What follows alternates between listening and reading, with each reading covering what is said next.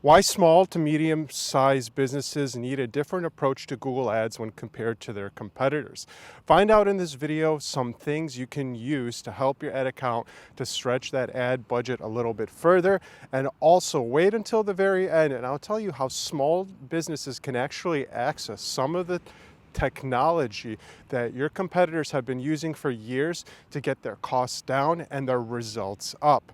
Zima Media is a small business. A lot of our clients are small business and they can operate on tight budgets, unlike big brands. What happens when you work with a lot of agencies is your account is going to get generic advice about Google Ads. And oftentimes this is based off of case studies from larger clients that seemingly can have better results with almost no effort.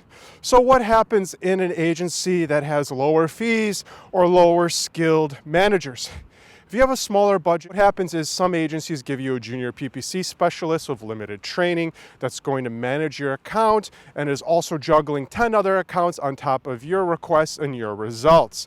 Sometimes these managers have very little buy-in, and the stakeholders at the agency have furthermore even less buy-in. They don't care about your results, which is why it's really important to be upfront. The results can be difficult, but the system, the effort, and the reward is all there. It's a game of patience and also due diligence into your industry and understanding these common pitfalls that's just going to suck up your budget and make you feel hopeless at the end of the day. Effective strategies for SMB lead generation. This is one that can be very complicated because a lot of it depends on the technology that you're using. If you can't record your conversions, well, good luck. You're going to spend a lot of money, but there's a lot of businesses that can just throw money at it, get leads, and it makes sense because they just look at the macro, the big picture. What's the dollars and cents that I'm getting at the end of the day? You want to avoid inflated cost per clicks on branded campaigns. This is a common one. Sometimes when your brand name comes up with a phone number, that particular search was already primed to go. They were looking for your information, and your SEO should be able to do that heavy lifting there. It's not always wise to cover all of your branded searches, especially if you have a very common brand that might overlap with a competitor.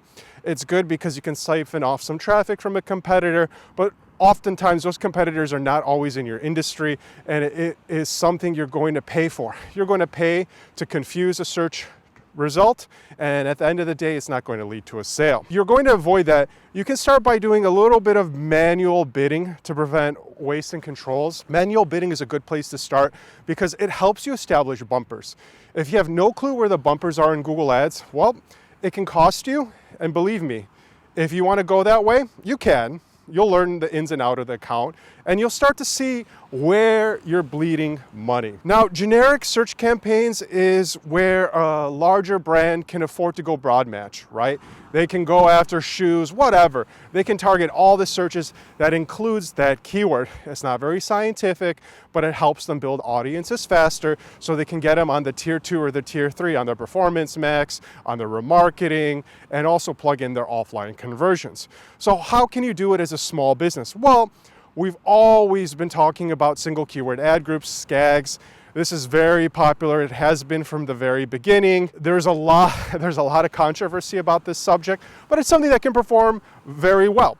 Really, a single keyword ad group is very focused. You focus on exact match keywords for relevance and higher quality scores, and you use target cost per acquisition and cost per click caps to avoid overspending. And these are the top line things that you can do in an ad account before you start looking into the conversion tracking and also highlighting ways to improve the conversion rate optimization on your website. So remember, there are ways to control and limit your budget, but you also don't want to be too restrictive because if your budget's too small, well, you'll get a couple clicks a week, and maybe that matters for your business, maybe that doesn't. You can also try to layer in some dynamic search ads with conservative target cost per acquisitions. You don't want to go too high on your target cost per acquisition because that gives Google the room to really just bid up. If you're very dialed in to what your cost per acquisition is, that gives you some buffer. So try a third of that.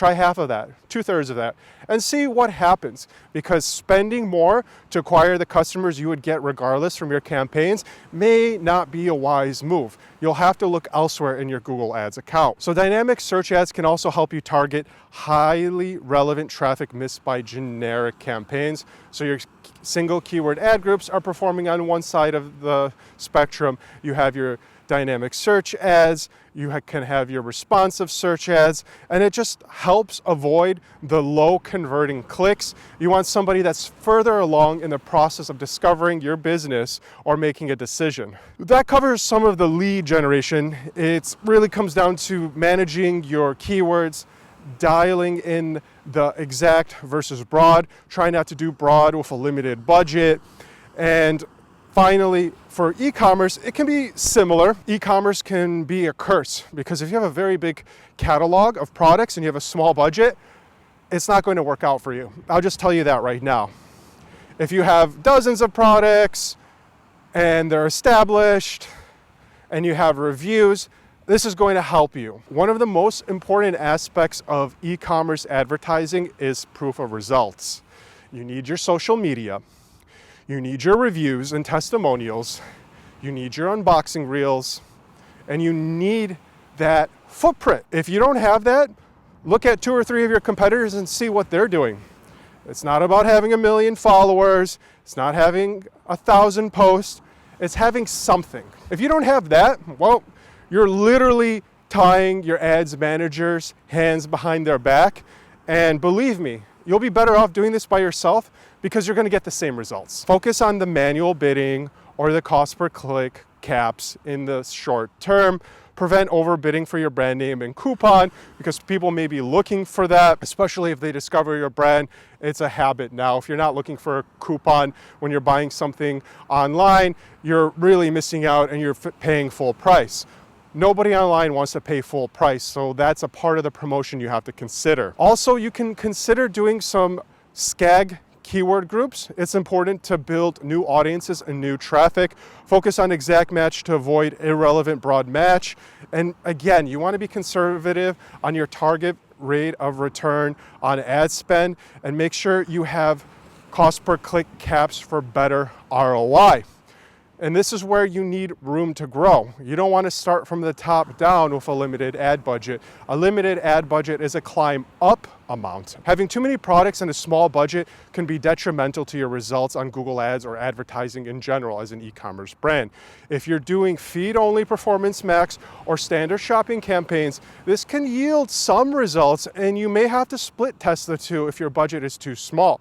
You want to target product catalogs with target rate of return on ad spend and dynamic remarketing. Google needs to study your feed and your entire catalog and test everything to really optimize for it. If you don't have the budget to optimize and run the ads and let them take their course, well, you're limiting your exposure to the Google algorithm and how it's going to use AI and machine learning to deliver the best results for you. You can still prioritize shopping campaigns to pre-qualify clicks because they'll see your product, they'll see the price, and if they're clicking through, they have some sort of intent. And this is good because you don't have to pay for that stage in the intent. And when they're on your site, you can further nurture them and try to capture them to convert them down the funnel in either email, chat boxes, or other methods that work for your e-commerce business. Now, so common pitfalls is avoid broad match campaigns unless you have significant budget to train the campaign. That's the big bit of information here. Be cautious with Performance Max. It's the new shiny toy in our Google Ads toolbox, and everyone wants to bust it out, but they're not prepared to use it. Unless you have an account with sufficient conversion volume, which is typically around 30 a month, it could be difficult to train it. And that's true of most ad platforms. 30 to 50 or more are some bumpers that you need to really get the most. If you don't have the budget, you're going to have to wait. If you have the budget, you have to get the conversions. At the end of the day, that's one of the first milestones you have to achieve with a new campaign to maximize your results and stretch those ad dollars further. Don't manage $3,000 a month budgets like $300K a month budgets. You want to prioritize the control and the precision to get the best results possible. And finally, it requires a human touch. Because if you have a limited budget, you can't hit those conversions on time, you need a manager to guide you and tell you what they see. We can determine earlier in the cycle of managing an ad campaign before we hit those minimums, what's working and what's not working, what we need and what should be changed on the website. These are gradual changes. They have to be applied to your website, and this is something your ad manager can also implement into your ad account. This human touch is very important because sometimes ad managers just set up the tool and they ignore the client. We've seen it a lot. Or the client just trusts what the ad manager is doing. They get these dashboards and these reports, and it can be very overwhelming.